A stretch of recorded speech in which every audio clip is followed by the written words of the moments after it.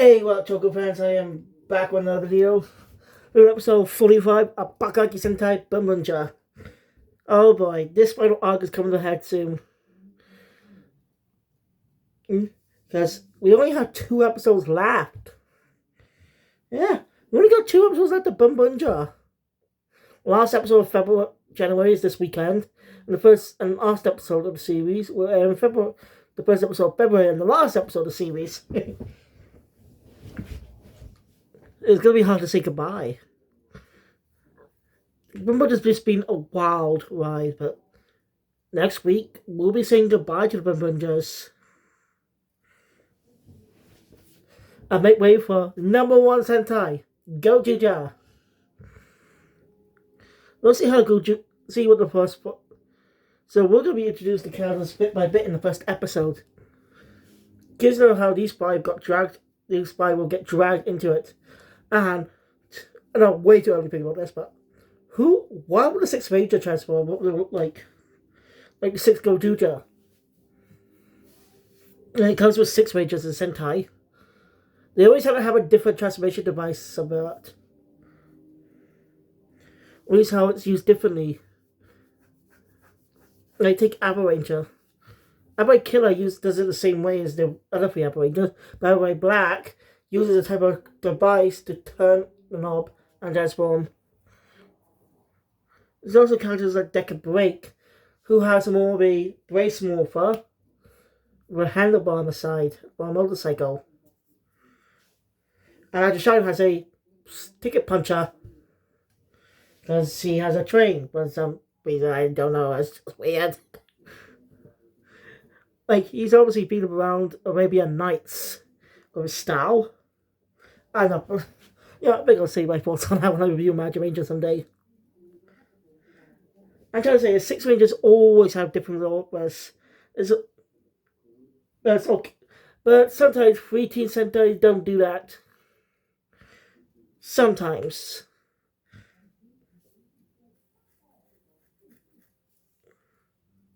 Yeah, you know it's common for a 6 Ranger to have a totally different transmission device to the main team. Like, think about the previous seasons, Zenkaija, where Tokai's are having a pirate themed wheel transformation device, whereas get a gun themed one. Gunboss also uses a gun themed transformation device, like the Key Zenkai, because it's carry over from that. With a slightly different design. The 6 Ranger has transformed from a freaking staff, I think. I haven't seen Gunboss, but Kinoja has the swords. Kogata, while Kuno's Jeremy does have a sword. It's more of a different type of sword. That requires a key to transform. Of course, Boonboomger, we have the main 5 Boonboomgers with the Boonboom changes. Well, I mean, the main 3 had the same ones. Joe and Gamba have a different one. But it technically works the same.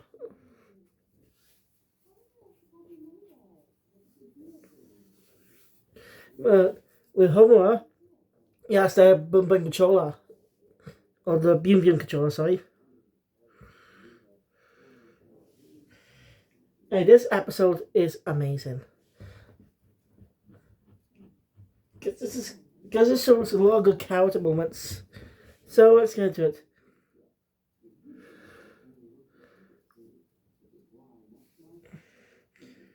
So the episode opens up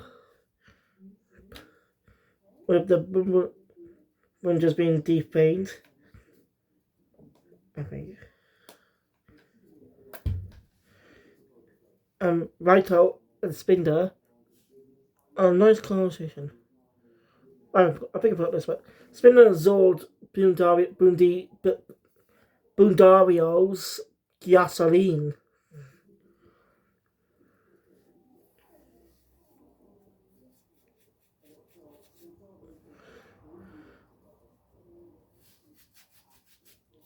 Because the Spinder's outfit to change colour for some reason.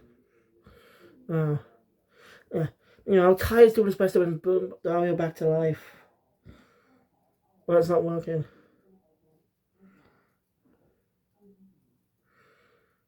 Tai just and they're worried. The others are worried about him because he hasn't slept or eaten in days.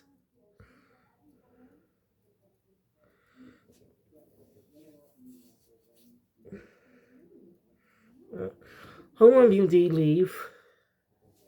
What's is going on? You know, Spin decides to increase the amount of people to take on to hate the Boonboomgers by bringing back this race.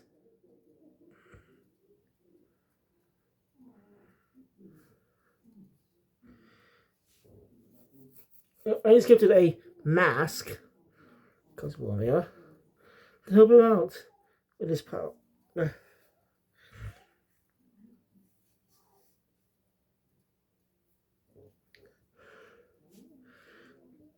As Homer and Mundi talking about this. Oh, I just remembered. Actually, the episode opened up with a very neat trick. I mean, it was pretty obvious though. We opened up in the past. It was pretty obvious. Long before Ishiro or the other Boonboomgers joined. So this is just Tai and Boondario. But I do like how, as this flashback goes on, it starts to turn grey. I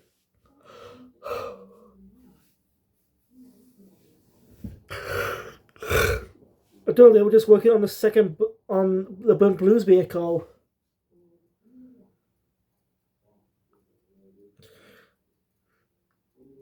We don't know how much time passed before Ishiro joined. Yeah. So Tai asks why must the Boondario's people when they die? Boondario knows they turn to sand. But his people believe in the afterlife. Our souls will go somewhere. Souls will go to their type of heaven. Something like humans do. Boondario knows Tai. If he dies, he likes to continue raising the Big Bang Grand Prix. But Tai says it won't be any point without him. Or a friendship. Especially Ed's kind of present day and stuff. Also, let's talk about the opening saying Tai is not in the opening properly. Yeah, he's also been ruled alongside Ishiro. And Boondario. Yeah, they're both not in the opening. Like the opening segment where the Boonboomgers come down, it's just 3 Boonboomgers. And they say Mira's the only character who's been every Boonboonger opening. That is true. For 48 episodes, Mira has been the only Boonboonger to appear in every version of the opening. I think about it. It was just the original trio at the start, then came Joe and Gemba, and eventually Homer, and events happened, because events happened in the previous arc. It was in Gemba, that we moved from the opening for a couple episodes. Then recently, with Ishiro's betrayal, he's been moved on the opening, and now Tai's been moved on this opening. It's pretty cool too. When it sees that with Beecher Boondario, like in the start of the opening, when the title appears, he's up there. Whereas Homer and Beauty have a new scene. Which makes sense, because Boondario's not there to make curry anymore. Obviously, that will continue until the end of the next episode. I'll get into that. So anyway, Tai's mercilessly doing this. Homer and Beauty have a great moment. He's the first time he's heard Tai's screams.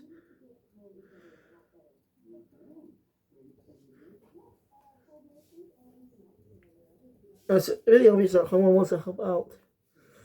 No, they do it. They help people out without anything in return, without asking anything help from others. Showing how brave they are, willing to risk themselves to protect people. And Beauty reveals that Boondario's death hasn't sunk in yet.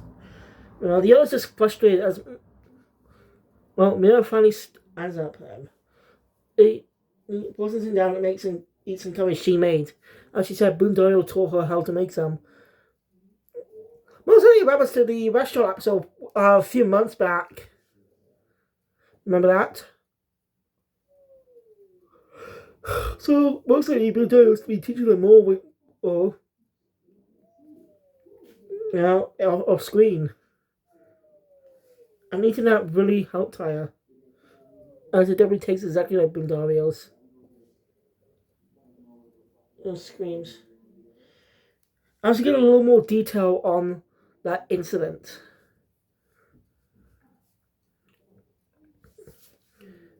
Basically, the child was a 5-year-old kid. It screams. As time reveals, it was a loveless household. Basically, neglectful parents. The police being involved, not child services. Basically suggests that the child's dead. It was basically suggesting that the child might be dead if the police were called. Don't forget, if the parents are suspected to be the abuser of the child services would be called, not the police. Sure, there would be police would come to arrest them as well for abuse. Oh, but I don't know. But it's probably suggesting the child might be dead. I might be wrong though. And damn, that is pretty messed up. It's I felt like you couldn't do anything since he was just a child. And you just want to help people. Oh, but people called you naive just for it. The young woman just support him. Meanwhile, this race ends up turning the people against Boonboomgers pretty easily. And someone rightly calls him out for it. The Boonboomgers help them many times, and they just turn on them. That proves how humans are easily swayed. That is a outraged whip homer there. Why? Why are they trying to get the Boonboomgers that easily? Boonboomgers are proven time and time again they saved the world so many times, so many lives.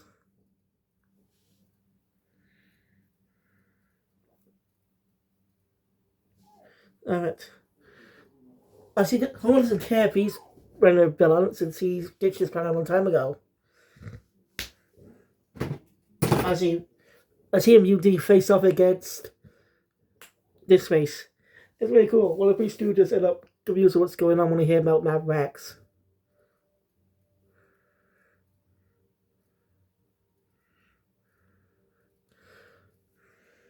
Yeah. UD reveals exactly what happened.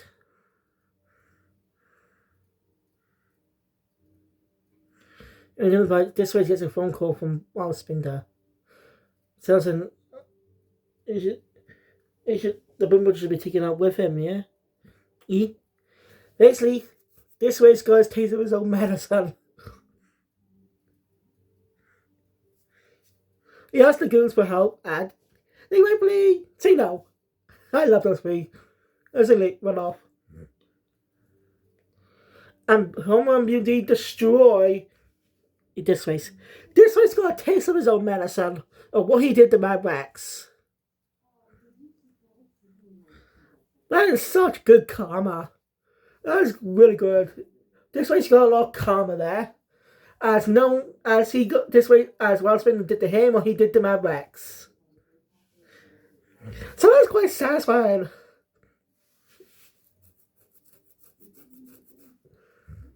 That's satisfying. Did you mention the scene of the of the backstory earlier? This was where the surprise comes. Miwa's Tia ends up activating the necklace as we see Princess I forgot Nikolai, I think her name was. You remember this character? Well, for those who did not watch the movie, you won't be familiar who this character is, all dependent. But she's she's a character from the Boonboomger Summer movie, which came out months ago. I recently did a review on it. You could check it out if you're interested. I thought it was alright. Really not much substance, much story.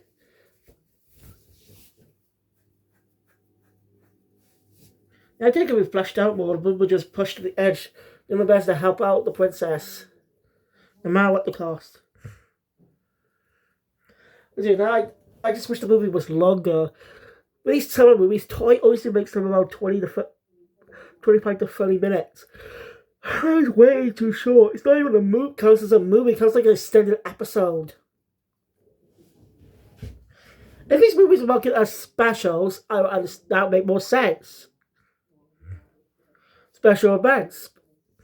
The Toy labels them as movies when they're not long enough to be movies.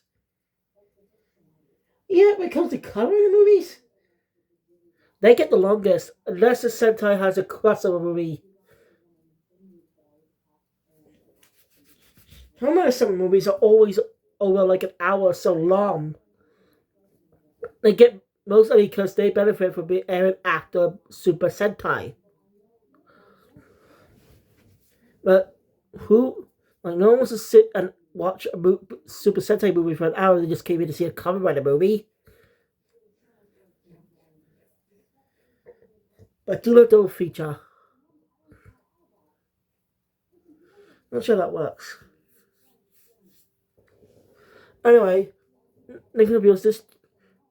She apologizes for the way she's contacting them, but turns out the necklace is pretty old as time itself.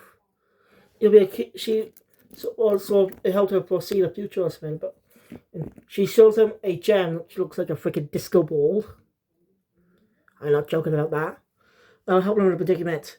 Basically, it's the key to help him out bring Boonboomger back to life. As the episode as it focuses on that, we see Boonboomger starting to turn to sand. As the episode ends with the ending. I like the ending, but I don't think it should have been in this episode. I think it should have gone about the ending in this episode. I mean, again, I like the ending, but I think it should have just gone about it this episode. Also, there was a little detail about the ending. I think it's been the same one since Ishira's portrayal a couple weeks back. It seems that Homer is covering up Ishiro in certain scenes of the ending. And interesting enough, in this version, in this safety tip ending, the Three Stooges are there. Our favorite three goons are there. Yeah, they're gonna be part of it too. That was something not expected. Normally just the Boonboomgers and their allies. We also got a scene earlier with Shirobei. And she won't stand for this.